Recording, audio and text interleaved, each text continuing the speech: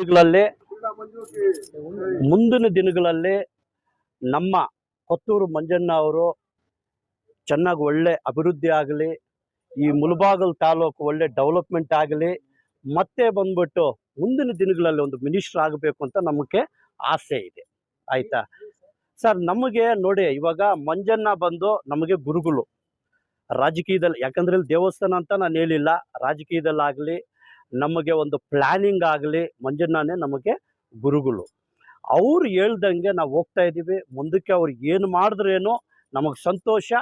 ನಮಗೆ ಹೇಳಿದ್ದಾರೆ, ಇನ್ನು ಮುಂದಕ್ಕೂ ಹಂಗೆ ಹೇಳ್ಕೊಂಡು ಹೋಗ್ತಾ ಇರ್ತಾರೆ. ಅವ್ರು ಫಾಲೋ ಮಾಡ್ಕೊಂಡು ಹೋಗ್ತಾ ಇರ್ತಾರೆ.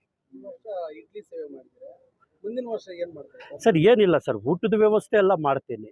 ಏನು ಯಾಕಂತಂದರೆ ನಮ್ಮ ಸುಹಾಸ್ ಸರ್ ಅವರು ಬಂದ್ಬಿಟ್ಟು ಯಾವ ರೀತಿಯಲ್ಲಿ ಮೇಂಟೆನೆನ್ಸ್ ಮಾಡಿದ್ದಾರೆ ಅಂತ ನಿಮ್ಮ ಮಾಧ್ಯಮವ್ರಿಗೆಲ್ಲ ಗೊತ್ತಿರೋದೆ. ఆయితా ನಾನು ಅದು ಹೇಳ್ದೆ ಊಟದಂತ లేదో వచ్చేసి బాస్ ఇట్లంతా ఉంది ఇంకొకరు ఇచ్చిండారు ಅಂತ ಶೇರಿಂಗ್ ಅವನ್ನಿ ಮಂಚಿದಿ ಅಂತ ಹೇಳಿದ್ರು. ಸರಿ ಅಂತ ಹೇಳ್ಕೊಂಡು ಮಾಡಿದ್ದೀವಿ. ನಮ್ಮ ಇಡ್ಲಿನೂ ಕೊಟ್ಟಿದ್ದಕ್ಕೆ ಎಲ್ಲ ನಿಜವಾಗ್ಲೂ ಎಲ್ಲ ತಿಂದಿದ್ದಾರೆ, ಚೆನ್ನಾಗಿದೆ ಅಂತ ಹೇಳಿದ್ರು. ನಮಗೂ ಒಂಥರ ಸಂತೋಷ ಆಯಿತು, ಹ್ಯಾಪಿನೆಸ್ ಆಯಿತು.